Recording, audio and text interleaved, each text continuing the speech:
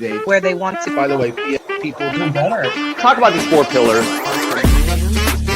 Ransom Shield launch. Consider going.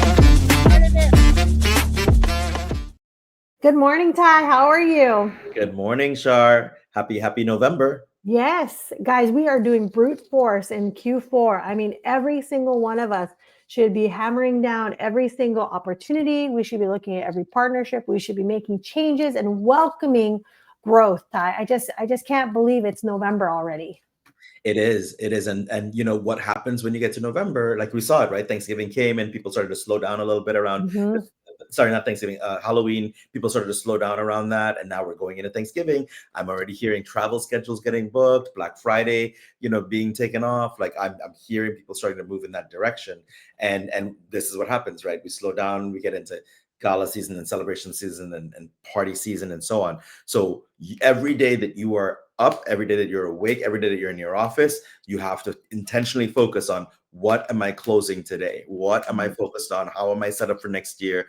Are my leads coming in? Will I be impacted by these holidays? Will January 2nd be a sale day for me? Like those are the things you need to be focused on right now. It's November 3rd and you're going to think, oh, well, we're good. We're in a good spot. Your good spot does not end today. It doesn't end in December. You have to make sure you're in a good spot all the way through to the end of January and not start thinking about January in January. Exactly. And guys, these are just proven practices, right? Best practices that help your business grow, whether you're service or product based. And more importantly, as you add services like coaching, some of you already are doing this as a side hustle. Some of you are moving and transitioning into a full-time coach. And some of you are growing and scaling. And so hopefully today, as you look at what you're doing, just like Ty said, if you're not doing the things that you're doing to close more deals, then you're not really spending the time on the right things. So again, Ty, let's kind of talk about that kind of strategy behind the person who's adding coaching as kind of a side hustle, or maybe it's an added product or service because people just assume they're a coach. Because I think there's a different strategy at different levels of a business growth cycle. Absolutely. People who are adding coaching, to their business or transitioning into coaching, you have to focus on how you differentiate. And this is something that came up last week. Last week, I was at a coaching academy, as it were, and we were reinforcing, the difference between the coaching space and the consulting space. And one of the things that came out is like a lot of people are referencing ChatGPT. And ChatGPT is giving you a lot of the stuff that a coach would use as their IP. But here's the distinction that I made. Whereas ChatGPT can give you strategy, coaching gives you stories. Coaching gives you the context that you need to apply that strategy. ChatGPT can very well spit out and say, okay, this is what your workbook should look like, and this is what your strategy should look like, and this is what your foundation should look like. But the why and the nuances and the how does that work, and did it work for somebody else? Those are things you can only get from a coach. So it's making sure that as you add on coaching, as you transition into coaching, as coaching becomes part of your product mix, that your coaching is distinct, it's clear, and you're selling yourself, your stories, your passion, your energy, your experience. Those are the things that are going to make people connect to you. People want to connect with people that they want to spend time with, and you have to demonstrate why you are the person who somebody wants to spend time with. And if you do that successfully, that's when you're going to have people starting to say, I'm interested. Yes. Guys, you are in the people business. Your product is coaching. Your product is getting them to that 6-7 figure mark. Your product is helping them get through weight loss, relationship. That's the product. The person, the people business is what Ty is trying to emphasize over and over again. Because Ty, everybody forgets this when they're worrying about brand and colors and websites and social media accounts. I'm like, well, you're actually selling to people still. You're not selling to AI or to SEOs. You're selling to people. One might even consider you an influencer, right? You're trying to build an audience as an influencer, so people listen to you and hear your message and take your advice and give you, the attention that you need so that they can make a difference in their life. So you first have to build yourself, and then you can energize what you're saying. And that building yourself is carving out that very specific niche, staying hyper-focused to who you are, being genuine and authentic when you're on camera, and really, really showing the world that you have something to say. It's something that works. It's something that you have been able to deliver, and you can deliver again and again and again because of your interaction with the other person. Wow. So, guys, as you look at your business, the second phase of growth is where many of you transition to full-time coaching, and you're transitioning where maybe you're trying to get an identity now that you've moved from hustle to streamline. Ty, many people struggle with, I have seen it first as I've coached clients where they were one image before, now they're full-time. People are trying to make a difference. They tell me, sure, I've just changed my banner, I changed my post. I'm like, oh, okay, that's good. But let's remember that as a full-time coach, there is a certain strategy to run. And so, Ty, I want us to deep dive into that because I think a lot of people don't know when to make the leap, and they definitely don't know what to say about the leap. This is going to be an interesting case study because over the next few weeks, you guys will see some adjustments to my brand and my LinkedIn profile, and Oh. you will see things that change with me. And it's, if you follow along, you will be able to see what the leap looks like, and you'll be able to follow and see how I took the leap.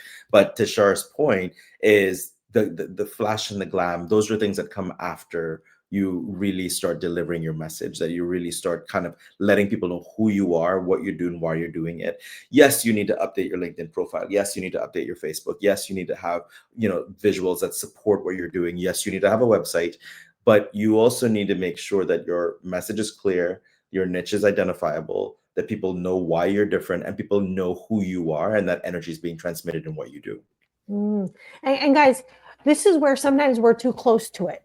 Okay, I want to share a case study that sometimes we are too much of the technician or too much of the fulfillment, right? And so you think, okay, I'm going to tell everyone I can coach them through weight loss. And yet that's not what your customer wants to buy. Your customer wants to buy the result, the transformation, the promise. And so a lot of times you need this step, guys, to have a coach that's been through it, who's outside of you, because they're going to get you there faster, smarter, and with less time and money spent. That is just a proven fact. We've seen it time and time again where everyone, Ty, wants to do it on their own. They want to get there on their own. And yet I'm like, wow, it took you 12 months to decide this when you could have just had a conversation, It's a a coaching difference. session. Yeah, it's a difference with working on your business and in your business, and too often, and again, I've seen this at the $500,000 level. I've seen it at the $5 million level. I've seen it at the $50 million level. When you're stuck working in the business, you're getting shit done. You're making sure sales are in the door. You're doing what we told you to do at the beginning of this call. But when you're able to step out and look at the business and say, wow, I got a lot of stuff done, but was it in the right direction? Did I make lasting change? Did I bring in an audience that I know that I can sell more products to? And that working on the business only happens when you step out of the business and you look on it, or when you have somebody else looking in for you to say, okay, while you're in that lane swimming, you want to go left a little bit. Right. Or as you're, moving and driving, you want to make that right turn. And so having that coach, again, it's worked in athletics, it's worked in finance, it's worked in marriages, it works in a bunch of different industries, in the gym. Having that coach gives you that ability to continue doing what you're doing because you have to do it, and then flip off or spin off and do the thing that keeps you in the right direction, right? And so you want to make sure, again, that you have the advice, the input, that you're also looking at it from above, but then you have that person who's at your side while you're running the race, giving you direction on how you do it. I'll give you a financial example, guys, of how this number works, because a lot of times you and I, we're thinking, oh, you got to be budget, you got to, there's certain things. And so you guys kind of miss the opportunity. And so let's just talk about our case study.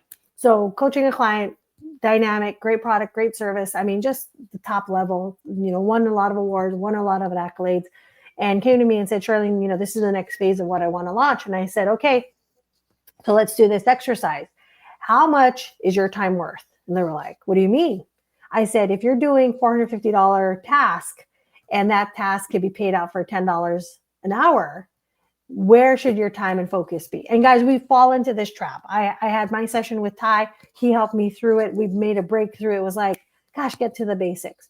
So when we did this exercise, they were spending 10 to 20 hours at a $450 rate where they could have been spending $300 a month to get someone to do it that would have not cost their own time, focus, energy, like success was that cost. And I said, So now that you've gone through this exercise, what's the best thing to do? Well, it's to replace the things that I shouldn't be doing, because I can create an SOP, I can create an outcome, I can create a KPI. And so, guys, when you're at this stage of being full-time coaching, SOPs, processes, understanding the time value, that's going to help you make different decisions, because you want to get to the next stage. And Ty, this is where it hurts the most when people are at scale and grow. They go, gosh, I wish someone just told me what to do, because I would have done it and saved 2 years of pain. Yeah, it's about starting with the end in mind, and that end in mind is saying, okay, where do you want to be in 5 years? Like, what does this coaching company look like for you in 5 years? And so, you if you say, okay, I want to sell, or I want to pass this on, or I want to go on more vacations and hand it off to a manager, then you can start backward integrating what needs to happen in year 4, in year 3, in year 2. What do I need to do this year, and how do I make sure I'm hitting those milestones? And do I do a quality check-in with myself every quarter to make sure I'm hitting those milestones? So it is starting with the end in mind and working backwards to make sure you're doing the right things to get you to the right goal. Now, the end will always be the end. That's the end you said. The journey may change. You may realize, shit, I launched that product, I had 0 traction, I need to pivot and do something else. Or, I need to bring in a VA now because my systems I need to scale my systems, which is what Charlene was talking about. And so all of those things might change. The journey might change, but the destination is still the same. And your flexibility with the journey is what's going to make you successful. Right. And guys, when you look at social media, right, that's the output of what people can see through. That's like the window. So when you're at this full-time, like I'm a coach, you want to also have like what I consider intentional decisions made about what your brand looks like, what it looks like out there, because you don't want to change it every so many weeks, because people get confused. What you want to do is say, here's some case studies, here's some storytelling, here's a way for me to communicate what my coaching will do, the results that people get. And so everything you're doing in your business, guys, impacts what social media will look like, feel like. And like Ty's going through another transformation, right? What is that going to say about the next level of who Ty is into the world? Is it finally saying all the other greatness that he has, or is it finally honing in on something? So everybody goes through this. This stage of full-time coaching, right, Ty, is really common pain for all of us. Yeah. And you know what? You have to be accepting of the fact that sometimes it doesn't work. And this is where you have to pivot on that journey and try something new, or try something different, or spin into a new area, a new field. But it is ultimately, again, staying true to who you are, knowing who you are, knowing the market you want to serve and who you want to spend time with, the transformation you can achieve, how you're going to achieve that, the systems and methodologies that can achieve that, and then staying focused on the bones, the bare bones, the basics, as you build a business around you. Exactly. And now, guys, the last phase of growth is where many of you are scaling. We talked a little bit about this in this initial stage of, SOPs, process and systems. This is where many of you finally have an idea of what your products and services are. So scaling at this next stage, Ty, I feel like people kind of go, well, it worked when I made $1 million. And I'm like, well, it's not going to work when you want to make 2 or 3 or 5 or 10. And so every stage requires a different set of success best practices, especially when you're dealing with your marketing and your sales and your operations. Yeah, what got you here is not going to get you there. What got you here was a learning curve. What got you here was a lot of trial and error. What got you here was a lot of like making it work, getting scrappy. But what's going to get you there now is systems and processes, and making sure you understand how to replicate success, and then try new things, experiment and explore, and continue growing over time.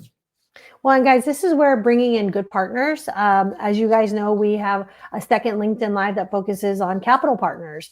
This is an important part of business growth, because you're trying to do app development. Some of you are trying to travel. Some of you are finally going to get into a marketing budget that you're like, oh my goodness, I can actually speak at events or do booths.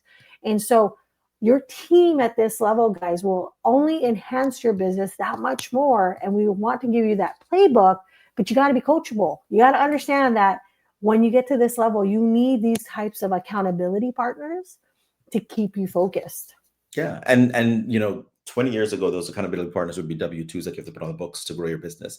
Today, there's so many versions of that, right? Joint ventures, partners, and strategic partners, virtual assistants. Like, there's so many versions of how you can build that business with team at this point. But it is the next stage, is the evolution of after, it's launch, growth, systems, scale. And in that scale bucket is where you find yourself adding in team members and partners and strategic alliances and so on that will help you grow. Well, guys, you know that we are ready to launch the 2026 CoachCon. Ty has been like that mad scientist or like the Wizard of Oz, right? Behind the curtain, building, building, building with so many amazing speakers, sponsors, and just what we can anticipate with this upcoming January launch. And so, Ty, let's give them an insight and kind of where to go and what's the next step. So we have the January launch coming up. It is January 20th. If you go to coachcon.global, you will see it there. But we've decided to do a quick pop-up because we want to practice what we preach. And we want to make sure that you are ready and you finish your end of year strong. So if you go to coachcon.global/pop-up, we are hosting on November 19th a 2-hour pop-up where you can actually revisit some of the content that we had at CoachCon that will put you in gear and in ready to end the year strong and start next 2026 with momentum. This is a free event. It's merely just designed to break up your 4 months between the last CoachCon and the next CoachCon so that it will give you an opportunity to really work with one of our CoachCon speakers from the last CoachCon, Emily Williams, and then and really get that mindset for abundance as you end the year and start the new year. And then our other speaker, Megan Huber, who actually did a fantastic job of giving you tactical strategies on how to use your existing community, whether it's a social community or whether it's actually your email database, and really maximizing everything you can get out of that so you can close those last few dollars that you want to close for the year. And again, start 2026 really, really strong. And guys, remember, best practices are from people who've learned it, done it, and then, of course, succeeded at it. So again, reach out to us, connect with us. We're excited about the upcoming pop-up. More importantly, in January, we are focusing on health and wealth. And specifically, I've brought up the topic of that it's a mirror of each other. And so as you gear up, guys, for 2026, Ty, you know, the organization CoachCon has just been growing exponentially, but more importantly, again, just delivering value to our listeners. Connect with us on LinkedIn, reach out to us, and let's have a conversation of how to help you literally build out your 2025-2026 plan. Thanks so much, Ty. Thanks, Shar.